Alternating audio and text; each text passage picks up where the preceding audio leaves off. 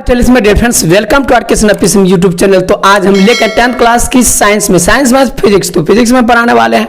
क्या ये टॉपिक लेकर आए? तो अब देखिए, जब वस्तु अवतल दर्पण के फोकस पर स्थित है तो क्या होगा। तो गाइस अच्छी तरीका से बताने का कोशिश करेंगे। ये जो है ना पार्ट 1, ये वाला पार्ट 1 नहीं देखे हैं तो आप जाइए प्लेलिस्ट में, आपको मिल जाएगा। इससे पहले वैसे तो पार्ट 13-14 वीडियो है ये, तो आप इससे पहले आप प्लेलिस्ट में आपको मिल जाएगा, तो वहां जाकर के देख सकते हैं। तो गाइस क्या बोले, जब वस्तु अवतल दर्पण के फोकस पर स्थित रहेगा तो वस्तु तो क्या होगा, तो कैसा प्रतिबिंब बनेगा, ये आपका कंसेप्ट क्लियर करने वाले हैं आज। तो देखिए शुरू से लेकर के लास्ट तक देखिए फिगर। देखिए गाइस ये फिगर।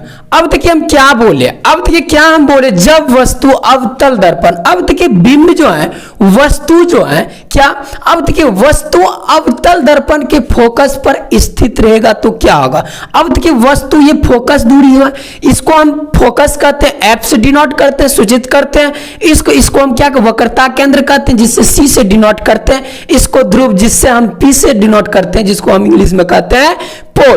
तो ये अवतल दर्पण हुआ क्या, एक अवतल दर्पण अवध को स्थित कर दिए। अब इसको हम क्या कहते हैं, अवतल दर्पण कहते हैं। जिस भाग में कलई क्या हुआ है, स्थित क्या, उसको हम क्या कहते हैं, अब उसको हम क्या, अवतल दर्पण। अब देखो जिस साइड स्थित नहीं किया हुआ है, कली नहीं किया हुआ है, पेंट नहीं किया हुआ है, तो उसको हम क्या कहते हैं, परावर्तक सतह। ये क्लियर हो गया।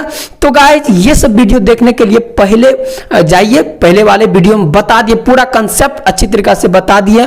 प्लेलिस्ट में जाइए, आपको एक एक वीडियो मिलेगा, आपको पता नहीं चलेगा कि नहीं इतना होता है, इस तरह भी बताया जाता है, तो आप सोच भी नहीं सकते, इस तरह बताया गया है। तो गाइस देखिए, अब देखिए वक्रता केंद्र, अब देखिए यहां से, अब देखिए यहां पर पहले, सबसे पहले यहां देखना, वक्रता केंद्र से इधर गया। देखिए वक्रता केंद्र से इधर जाने के बाद फिर लौटने के बाद इधर आई, क्या इधर आई। अब देखो आने के बाद फिर उसके बाद फोकस एफ पर, क्या एफ पर एक वस्तु। अब देखिए एफ पर एक वस्तु है, ए और बी, यहां पर ए पड़ गया है तो इसका नाम क्या देंगे, बी। अब देखिए ए बी क्या है, एक वस्तु, एक बिंब है, क्या किस पे, फोकस पर। यही ना कह रहा है वस्तु अवतल दर्पण के फोकस पर स्थित। वस्तु क्या, वस्तु जब अवतल दर्पण के फोकस पर, क्या फोकस एफ पर, क्या बिंब जो वस्तु जो एफ पर रहेगा तो क्या होगा। अब देखिए इससे टकराई, टकराने के बाद इधर आई, फिर उसके बाद परावर्तित हुई। ये सीधा फोकस प्रधान अक्ष को काटते हुए, एफ को काटते हुए, प्रधान अक्ष को काटते हुए क्या सीधी लाइन आ गई इधर। अब देखिए ये क्या कर रहा है, और आपको अच्छी तरीका से लिख के समझाते हैं, आपको एक एक समझ में आ जाएगा।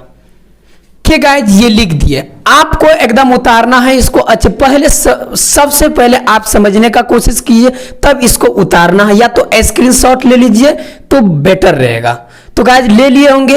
तो गाइस यहां पर क्या लिखा, जब वस्तु ए बी, क्या जब वस्तु ए बी, बिंब को ही कहते हैं वस्तु। अब देखिए जब वस्तु ए बी, यहां पर वस्तु ए और बी, यहां पर बी है, क्या इसका नाम क्या रखें, ए बी। अब देखिए जब वस्तु ए बी अवतल दर्पण के फोकस, क्या अवतल दर्पण के फोकस पर रहती हैं।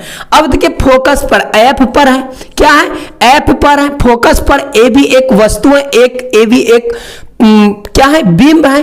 अब देखना है यहां पर, अब रहती है तब प्रतिबिंब, तब प्रतिबिंब इमेज कहां बनती है, तब प्रतिबिंब अनंत पर बनता है। तब प्रतिबिंब कहां पे बनता है, अनंत पर बनता है। कहां पर, इन्फिनाइट पर बनता है। यह प्रतिबिंब वास्तविक, उल्टा और बहुत ही आवर्धित, अर्थात क्या वस्तु से बहुत बड़ा बनता है। ये आपको समझ में आया।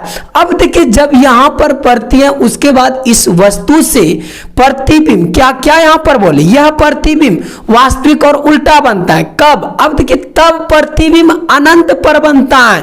कहां पर बनता है, अनंत पर बनता है।